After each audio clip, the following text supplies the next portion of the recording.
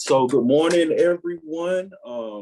My name is Tommy Green. I'm the lead community health worker for the formerly incarcerated transition program. Here today to have a open discussion with a few people. On the line, I have Dr. Richard Watkins, Drew Dahl. Matter of fact, before we get started, I'm gonna go ahead and just let everyone kind of introduce themselves and tell them why we're here, and then I'll get into a little bit more details of which way this conversation is going to go this morning.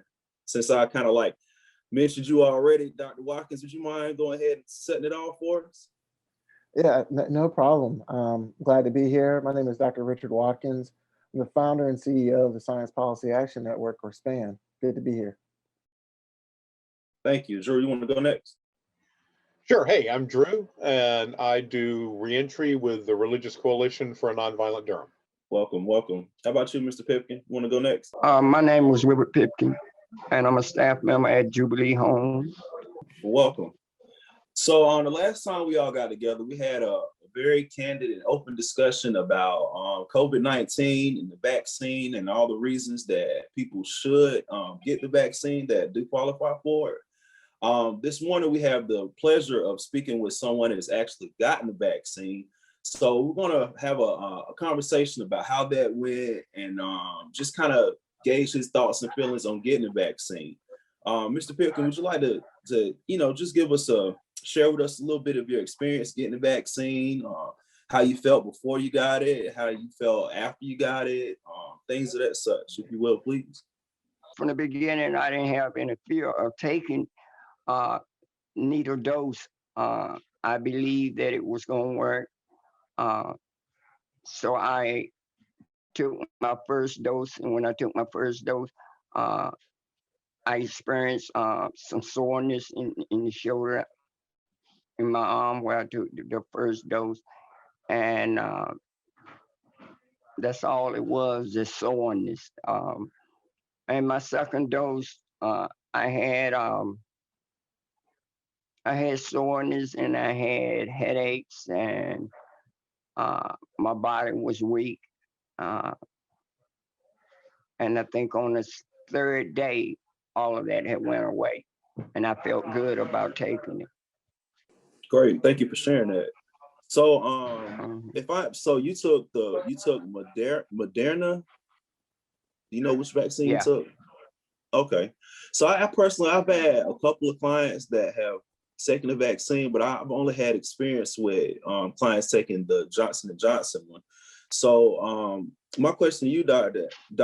Watkins, is what's the big difference between Moderna and Johnson & Johnson? How does it compare? And can you share any challenges that might come from the vaccine that you've experienced or you've seen so far? So first, I'd like to say that last week I got my first dose of the Moderna vaccine, and I didn't have any soreness in my arm. So I felt pretty good, and I'll let you all know how the second dose goes. The major difference between the three options are, I would say, 2 dose versus 1 dose. I mean, that's a huge deciding factor. A lot of individuals will opt for the 1 dose because it's more convenient. It's a lot easier, and then they're done. And all 3 vaccines are phenomenal at preventing severe disease, in this case, death. That's a huge thing that we are concerned with. But there are some differences as far as the prevention of the symptoms in general. With the Moderna and the Pfizer, after you get your second dose, kind of getting up to 95 and 94% protection. And your Johnson & Johnson, you get to 75% protection. So those are the major differences between the 3 vaccines, but all 3 vaccines are phenomenal at preventing hospitalization and, ultimately death. So they're all 3 of them are good at that. Thank you. So from my understanding, the two dosage is a little bit more potent. Is that a good way of putting it? And the 1 dosage, even though it's more convenient, it's a little less. I don't want to say safe, but a little less effective, for lack of a better saying that. Right. Moderna and Pfizer do have a slight advantage as far as preventing general symptoms because of those percentages that you get after the second dose and only after the second dose. But Johnson and Johnson, you're able to get immediate protection. Well, still 10 to 14 days after your first dose. That's around 75%, which is still phenomenal. And again, all three of them are very good at preventing severe disease such as hospitalization. Have you seen a significant impact since the vaccines have been available? So it's really hard to determine the impact that we're seeing, right? So we have seen a plateau of new cases, even though new cases are still between 2,000 and 3,000 a day. So that's still really high, but it's a far cry from some of our highs, which are 20,000 a day in North Carolina. But I don't know if that's due to the vaccines or if that's due to the distance between major events that we've had in the past, such as holidays or different events where people gather together in large crowds. So it's hard to determine what is responsible for the plateauing that we're seeing. So it's really hard to say right now the impact that the vaccines are having. So I know another issue or rising issue that people may have are these new variants of COVID that are being discovered or whatever. So my question to you is like, how does the vaccine impact the new variants, if at all? And if so, are there any other and are there any other emerging issues that people should be concerned about? Yeah, my number one concern are the variants. Some of the variants that have arisen have created a problem for our vaccines. They're still effective, but they're less effective. So when Johnson and Johnson was coming out, they were able to have trials with the say for instance the South African variant, and the Johnson and Johnson vaccine was still effective, although a bit less effective. They were able to do some experiments with Moderna and Pfizer with the South African variant, and they too, while still effective, were less effective. So, from my point of view, variants are a major concern.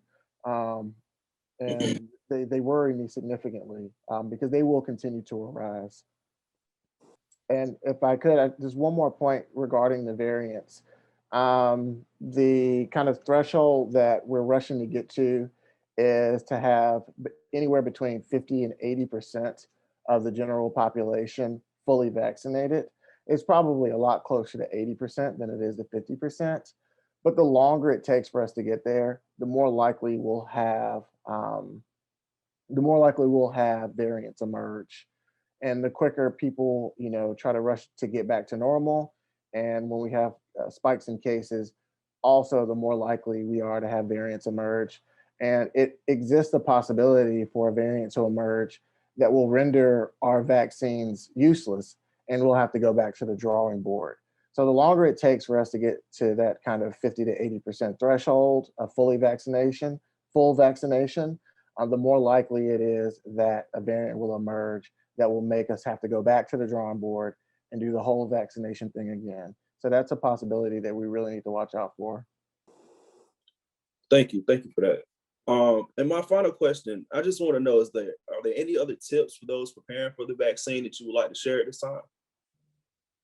Yeah, my number one tip is to get vaccinated as soon as possible. Don't wait. Since all three of them are phenomenal, get vaccinated as soon as possible. So the best vaccine choice is the one that's available for you. I will say that there are circumstances where you register to get vaccinated and they give you a choice. And so, make that decision based on your own personal needs. When given the choice, I chose Moderna. But that's because I have the flexibility to go and get my second dose. And so kind of figure out, what's better for you in your circumstance. But yeah, be prepared. Soreness of the arm is something that a lot of people experience. I didn't have any soreness, but my wife did have soreness. And as explained earlier, after the second dose, that's your immune system really coming online. And so you might have some reactions to your own immune system coming online, which may be fatigue, fever, so on and so forth. But those will subside very, very quickly. So right now, there are no side effects outside of allergic reactions, which you should notify if you have allergies at the location you're getting vaccinated at. And they keep you about 15 minutes after you get vaccinated to check for those symptoms. Um, but there are no kind of reactions that have been described up to this point that you should be worried about after you get vaccinated. And also in the regards of when should you start seeing these symptoms, you can see them anywhere from 24 to 48 hours after you get vaccinated. But yeah, my number one tip is to get vaccinated. Understand that your full immunity doesn't come online until 10 to 14 days after you get fully vaccinated. And even then, you should still wear a mask for two reasons. One, there are variants in circulation, variants in North Carolina. Two, there are people around you who haven't been vaccinated. So get your shot, get vaccinated, and still wear your mask when out in public. Thank you. Again, we really appreciate you taking the time to show up and give us this very much needed information. Just as a final thought, again, like I said, I've had clients that have had the vaccine and have experienced some of the things that you just mentioned. And also, I can also and I can also testify to the fact that they do subside fast. The one client that I think had the biggest issue, he was sick, felt a little bad for a couple of days, but again, within a couple of days, everything was back to normal. I would just leave the audience, to the crowd that watches this, with this final thought that, I know a lot of people are like kind of against the vaccine and worried about the pain of the shot in the arm, they're worried about the side effects, so on and so forth. So my thing is, the only thing I would ask people to really consider is that is nothing compared to what COVID will do if you do get it, so it's almost like choose the lesser two evils, in my opinion. But again, that's just my opinion. Again, also, Mr. Pickens, we really appreciate you coming on and sharing your experience. Hopefully someone will take something from that experience and you give them the courage to go take that vaccine. Again, thank you all for showing up, and y'all have a great day.